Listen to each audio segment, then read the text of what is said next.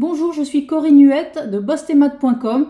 Aujourd'hui, on va étudier une des fonctions de référence que l'on doit connaître au lycée, à savoir la fonction racine carrée. Allez, c'est parti. Alors, c'est quoi la fonction racine carrée? Eh bien, la fonction racine carrée est la fonction qui, à tout nombre réel x, positif ou nul, associe sa racine carrée de x. Donc en fait, si on appelle f la fonction racine carrée, eh bien à un nombre x positif ou nul, on lui associe racine carrée de x. Alors, à quoi ressemble la courbe représentative de la fonction racine carrée? Donc ici, j'ai noté f de x égale racine carrée de x, c'est la fonction racine carrée, avec x qui est positif ou nul, comme on l'a dit. Et je te propose de compléter ce tableau de valeurs. Alors, dans ce tableau, comme valeur de x, je te propose de prendre 0, 1, 4, 9 et 16. Pourquoi j'ai pris ces valeurs? Tout simplement parce que leur racine carrée tombe juste. Pour le premier calcul, ici, je prends x égale 0 et donc je vais aller calculer son image, c'est-à-dire f de 0. Et je remplace tout simplement x par 0 dans la formule. Cela me donne la racine carrée de 0, qui vaut donc 0. Pour le deuxième calcul, lorsque x égale 1, je dois donc calculer f de 1.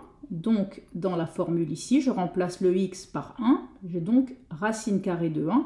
Et ceci est égal à 1. Pour le calcul suivant, je fais f de 4. Tu as compris que c'était égal à racine carrée de 4. C'est donc égal à 2. Ensuite, f de 9, ça vaudra racine carrée de 9. C'est égal à 3.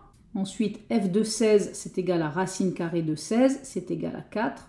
Et donc, voici le tableau de valeur de cette fonction f pour x allant de 0 à 16. Donc ici, j'ai dessiné un repère avec des axes gradués. Alors, tu vois que sur l'axe des x, je suis allé jusqu'à 15, 16, puisque dans mon tableau, les x vont de 0 à 16. Et sur l'axe des y, je suis allé jusqu'à 7. En fait, f de x, tu vois que dans mon tableau, ça va monter jusqu'à 4. Tout d'abord, je vais placer le point de coordonnées 0, 0, c'est-à-dire l'origine de mon repère. Puis, je place le point de coordonnées 1, 1, qui est situé donc ici. Puis je place le point de coordonnées 4, 2. Donc ici j'ai 4, ici j'ai 2. Donc le point se situe à peu près ici. Puis je place le point de coordonnées 9, 3. Ici j'ai 9, ici j'ai 3. Donc le point va se situer à peu près ici. Et enfin je place le point de coordonnées 16, 4.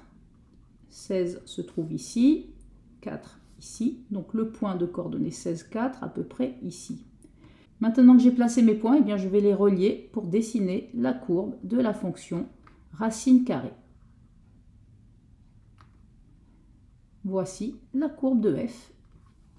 Donc tu vois ici que je l'ai remise, la courbe de la fonction racine carrée, et on peut constater que cette courbe ne fait que de monter.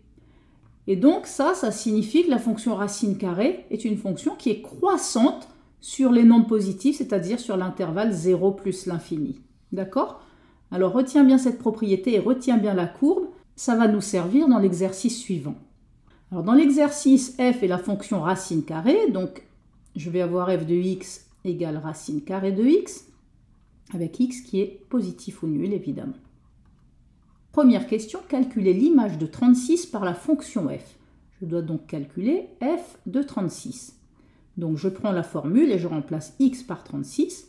Cela me donne racine carrée de 36 qui est égale à 6. Donc l'image de 36 par f, c'est 6.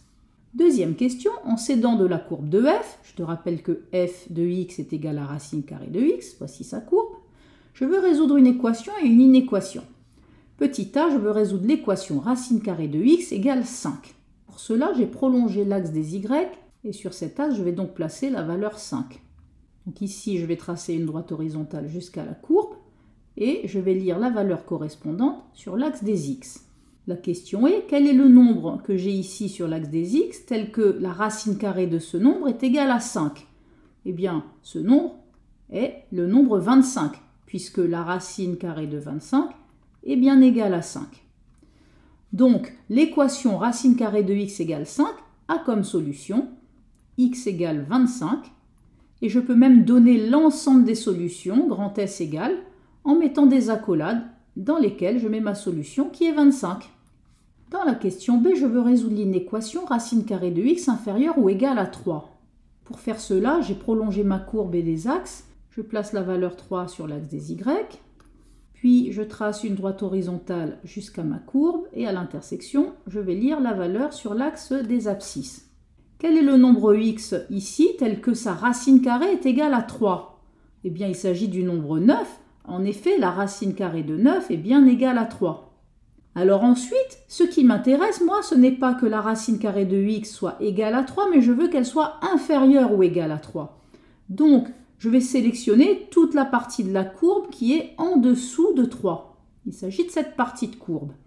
Les solutions, je dois les lire sur l'axe des x. Donc la partie de courbe que j'ai sélectionnée me donnera l'intervalle qui est ici sur l'axe des x. Je peux donc dire que l'ensemble des solutions de mon inéquation, c'est l'intervalle 0 jusqu'à 9.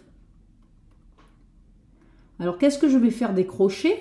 Eh bien en 0, la racine carrée de 0 vaut 0. Donc elle est bien inférieure ou égale à 3. Donc je peux fermer le crochet en 0. 0 est bien une solution de l'inéquation. Et en 9, la racine carrée de 9 est égale à 3. Et comme ici, j'ai bien inférieur ou égal, eh bien le nombre 9 fait partie des solutions et donc je vais aussi fermer son crochet. Donc l'ensemble des solutions de mon inéquation est l'intervalle 0,9 fermé. Question numéro 3, en cédant des variations de f, je te rappelle que f de x est égal à racine carrée de x, je souhaiterais comparer les nombres suivants sans les calculer. Question petit a, comparer racine de 7 et racine de 5,5. Tu vas d'abord comparer les nombres sans leur racine carrée. Donc on est d'accord que 7 est strictement supérieur à 5,5. Puis je vais leur appliquer la racine carrée. Donc j'ai racine de 7 d'un côté et racine de 5,5 d'un côté. Le fait d'avoir mis une racine carrée sur ces deux nombres, eh bien ça revient à dire que j'ai appliqué la fonction racine carrée. Et tu te rappelles que on a vu que c'était une fonction qui était strictement croissante sur les nombres positifs, c'est-à-dire 0 plus l'infini. Alors comment ceci peut nous aider? Eh bien, comme ici 7 était strictement supérieur à 5,5 et que je applique sur ces deux nombres positifs une fonction strictement croissante, eh bien l'ordre ne sera pas modifié. Une fonction strictement croissante garde l'ordre. Et donc j'ai racine de 7 strictement supérieure à racine de 5,5. Dans la question B, je veux comparer racine de 30,2 et racine de 69. Tout d'abord, comparons les nombres sans leur racine carrée. On est d'accord que 30,2 est strictement inférieur à 69. Donc je vais prendre la racine carrée de ces deux nombres. Donc j'ai racine de 30,2 d'un côté, racine de 69 de l'autre côté. Et le fait de mettre la racine sur ces deux nombres revient à dire que j'ai appliqué la fonction racine carrée. Cette fonction est strictement croissante sur les nombres positifs. Donc ici, comme le symbole était strictement inférieur et que j'applique une fonction strictement croissante, eh bien l'ordre est conservé et je garde le symbole dans ce sens. J'ai donc racine de 30,2 qui est strictement inférieure à racine de 69. Voilà, tu dois bien retenir que quand on met une racine, ça veut dire appliquer la fonction racine carrée. Et voilà, maintenant tu connais la fonction racine carrée, une des fonctions de référence que l'on doit connaître au lycée. Je te remercie d'avoir suivi cette vidéo sur bossemath.com et je te dis à la prochaine vidéo. Bye bye!